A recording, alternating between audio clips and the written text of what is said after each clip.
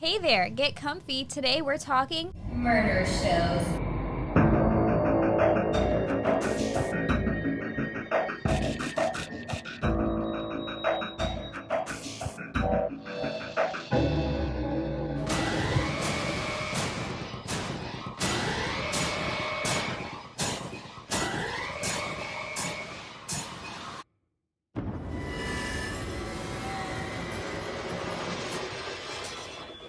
Get comfy.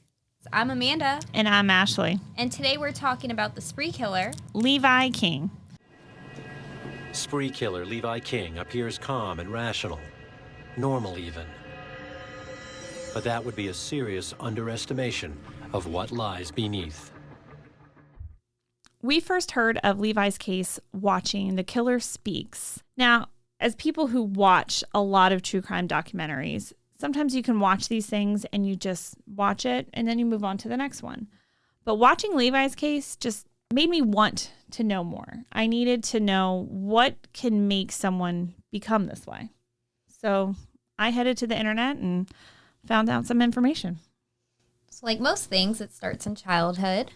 He's raised with 6 brothers and sisters, but only he seemed to be susceptible to his father's violent genes. So his dad was pretty violent. His dad was violent. His dad was not a good person. He didn't seem like a good father. I mean, they grew up in a very poor household. They didn't have electricity a lot of the time. But they always had weapons. They always had ammunition. He took his kids shooting all the time. And he really kind of honed in on Levi specifically as far as teaching the violent ways. Yeah, seems like they just pass the time shooting guns, Killing puppies. killing puppies. Yeah. So I guess that was Levi's first experience was his dad took him out to the woods with a box of puppies and shot up a box of puppies. Our dog had just had a litter of puppies, and he put all the puppies in a box, took me with him as well. And just started shooting until there was really nothing left in the box. And according to Levi, this did leave him disturbed, and he didn't want to be around his dad. He couldn't handle it, and It's interesting. he ran away, basically, from the situation. I remember being disgusted the first time. I couldn't even sit in the vehicle with him afterwards. I remember getting out of the car and running. It had to be at least 2 miles back to the house just because I couldn't stand to be around him. But I guess the more exposure to it that his dad gave him, because then he took out a dog and shot a dog that Levi brought home. He had chained him up and shot the dog, and he said, "This blood's on you." So I think the more he was raised this way, the more he just kind of became desensitized to this kind of stuff, which is sad because the other kids didn't really seem to get exposed to quite that much intense violence. But we didn't hear much about his mother at all. We didn't hear much about it. Now, I did also watch a second documentary called Mind of a Murderer, and I watched that on the Discovery Plus channel. And they do talk a little bit more about his childhood on that one, but they don't mention his mother very much. I did have to kind of really dig deep into that. His mom did leave at some point in time, I think when he was like a young teen. So she was around during all that. Yeah, but I don't think it was a healthy relationship there. I mean, it seemed to be like he was raised by his dad. And they discussed at age 4 how he set his sister's room on fire because he was mad. I was angry with my sister for something I can't recall. I was in her room, looking for different things that I could burn that would hurt her, and eventually I set the curtains on fire. I don't even remember being 4 and being that angry. Being that angry to set someone's room on fire? Yeah, and I mean, maybe that's why his dad did these things with him, because he saw that violent way, because I guess the other kids didn't set anybody's room on fire. Or get that angry. Yeah, I don't know what, and they don't mention what he was angry about, but I just can't imagine anything being That's serious at 4. at 4 to set someone's room on fire, but he did. So his dad was both physically and emotionally abusive, and at a very young age got him to smoke, drink, and do drugs. With him. I started smoking, I guess, roughly around 10 or 11. I started drinking, I would say 11, maybe 12. Let's see, I started popping pills at roughly 13 or 14. I don't know if he ever stood a chance. I don't know if he did either. if you're already having that gene and then, you're exposed to such violent it's things. very fascinating to me that none of the other kids really grew up this way. They're all normal people. As far as we know. As far as we know. No Now, violent crimes. he did have a brother who died at age 13, who was shot to death. I believe he was shot by the 12-year-old neighbor with his father's guns. Yeah. So, did his dad just leave his guns unlocked? That's a whole thing as well. If you see the pictures of this house and how run down it is and everything in rooms, there's knives, there's guns, it's everywhere. After the funeral for his brother, Spencer, all the kids were crying except for Levi. At this point in time, Levi has been exposed to so much that he just doesn't care. It just doesn't affect him. It doesn't seem like he had a chance. Do you believe that? Do you believe he wasn't affected by his brother's death? It's hard for me to believe. Yeah. As I think anybody who had, not a normal childhood, but any sort of non-violent childhood. So after the funeral, his dad made all the kids shoot guns until they stopped crying. But not Levi, because he wasn't crying. Mean? Why is that a thing? Apparently, you just got to keep shooting guns and you'll stop crying. That's the mentality that these kids were raised with. Loud, traumatic noise while you're trying to deal with those emotions. Knowing that it was your brother that was shot to death, too. That's how he died, was being shot. So I don't know what goes through. Like, I'd like to know more about his dad, to be honest with you. Like, what made his dad become the way he was. Was Levi one of the older kids? That I'm not too certain of. I know he had younger brothers. He did. And he was asked if this killing spree that took place, was it displaced anger? Like, did he ever think about actually killing his dad? And he did say that he did think about killing his dad, but he didn't want to expose his younger siblings to having his dad murdered by their brother. Had you thought of killing your dad? Yes, actually, I thought about it a lot. It was actually my little brothers that prevented that from happening. The fact that they were still living there, I didn't have it in me to, I guess expose them to the death of their father by their brother. Which is interesting because it's weird that he seems so dead inside to the victims, to people that he's hurt and killed. Yet, even his brother. Or even his brother, but yet he does seem some kind of... He does have feeling at some point in time over certain things. So that's kind of weird, like what he's desensitized to and what he's not. So at age 15, he drops out of school.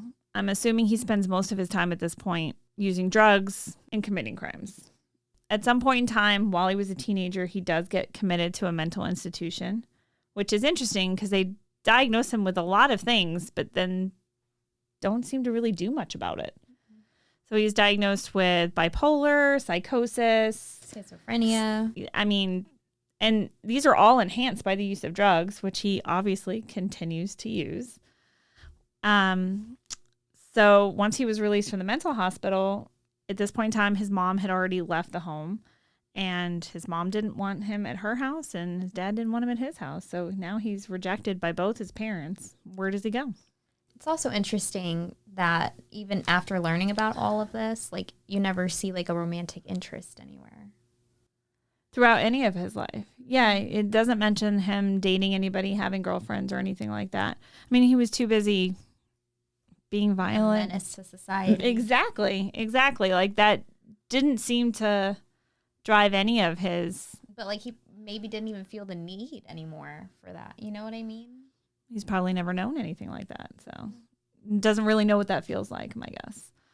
So at age 20, he gets caught for burglarizing and setting a house on fire, which I guess we saw that coming. Age 4? Age 4. Like, I mean, he was set on a path pretty early on in life.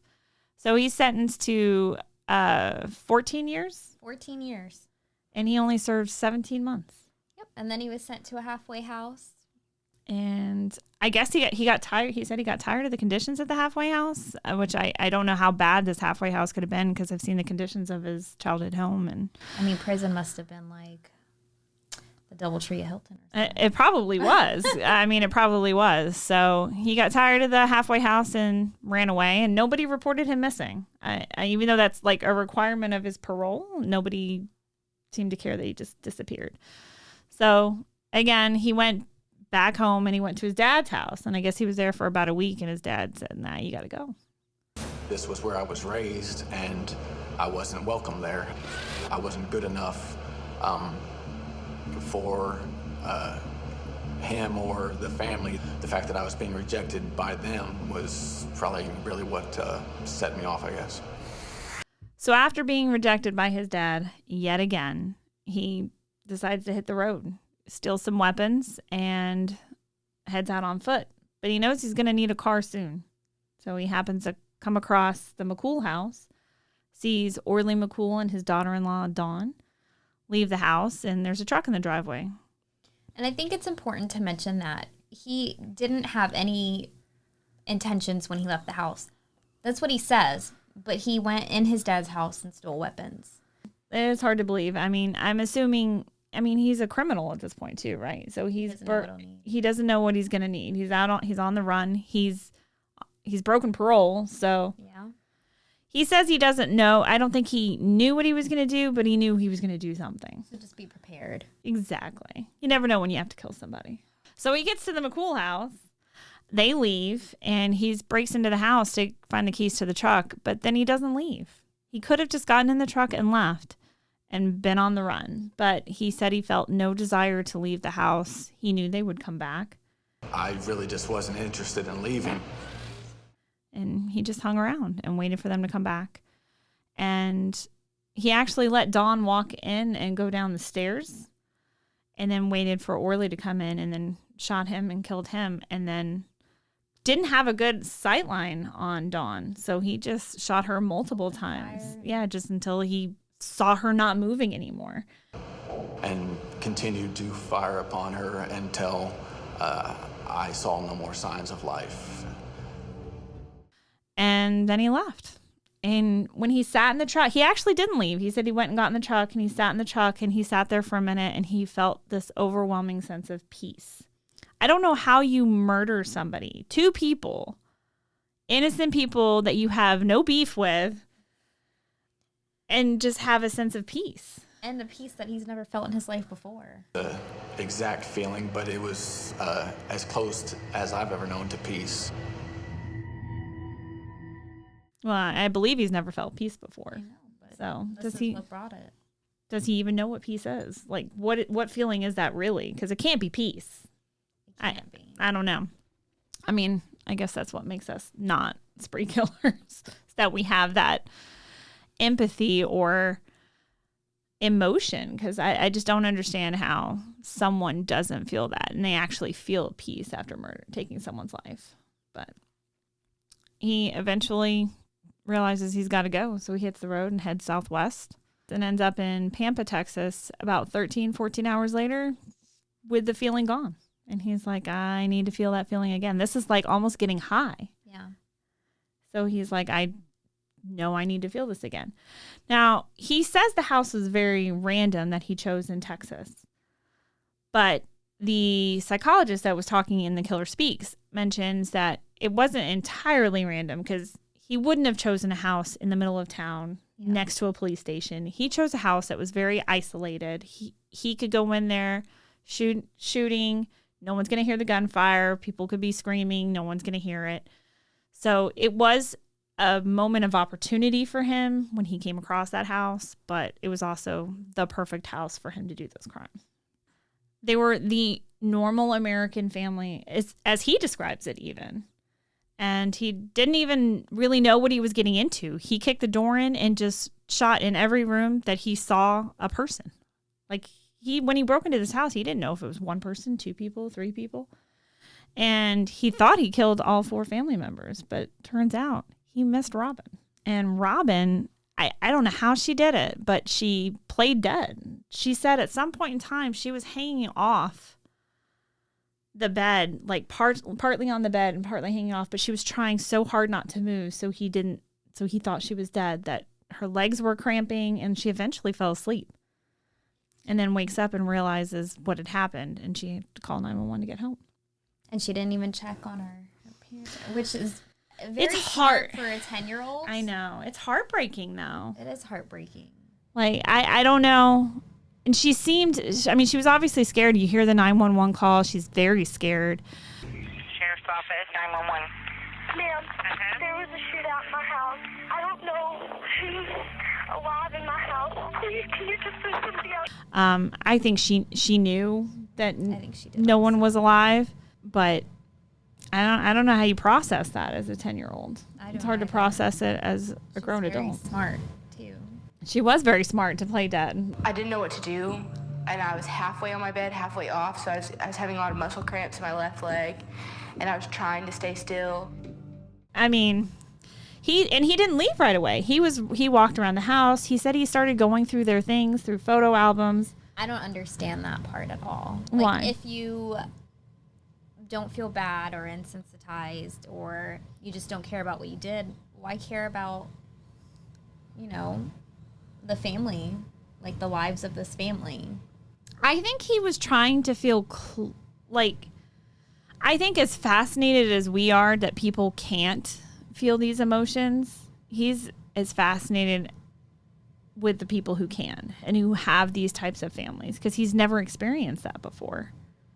It's also interesting how, typical murderers, they at least see the people. He didn't even look to see if these people were dead. He what didn't. They looked like after. He just shot and didn't care enough to look. He didn't. Otherwise, he would have known that Robin survived. He said he saw a small shadow, and he didn't see the shadow as a threat, and she never came after him, so he was done. He didn't even care to see. And he did say that this killing, he thought this would give him that overwhelming sense of peace that he got the first time, and he did not get that. So I think that was one of the reasons he explained him going through their belongings was trying to feel something, and he just doesn't have it. So it is interesting. He doesn't feel, I assume, enjoyment from it. He just doesn't feel anything from it. Yeah. When it comes to feeling something or feeling nothing, which one actually is worse? I think he's dead inside. I Except really the do. Afterwards of peace, that's what he was after. Yeah, that he was after that. I believe him when he says he has this no guilt, no remorse. Like when you see him talk, like in his eyes, like there's nothing there. He has a blank, cold-hearted stare. He will burn a hole straight through you by the way he looks at you. I don't think he feels anything. And I think whenever he talks about trying to feel something, I think it's all him trying because he knows he should and he just doesn't know how. And I think that's the only feeling he might have, is that he feels bad that he doesn't know how to feel. It's a very strange thing to watch him talk about these things as if it's nothing. It's just what he does on a random Tuesday. It's just a story. It's just a story. It's not like these people's lives, like this family that was destroyed by this. But Robin survives. Didn't he also make himself something to eat in their kitchen? He did. He was hungry. He'd been on the run, so He's got to eat. he's got to eat. And then he left, and he fled to Texas. Now, it's interesting how he gets caught. To Mexico. Oh, that's right. He's in Texas. He fled to Mexico. He crosses the border, somehow gets off the road, Got turned around. And then makes his way back to the border and doesn't realize he's headed back to the border until he realizes he cannot make an exit to get. He's going to have to cross this border with border control. He's got weapons in the car. He's driving a stolen car. I have a hard time. Do you think that he got turned around, or do you think No. he intended to come back I and think- wanted to get caught? Yes. I think he's lost. He has nowhere to go. Even when he showed up at his dad's, I think there's no life plan. He has nowhere to go. He's just doing things on instinct or...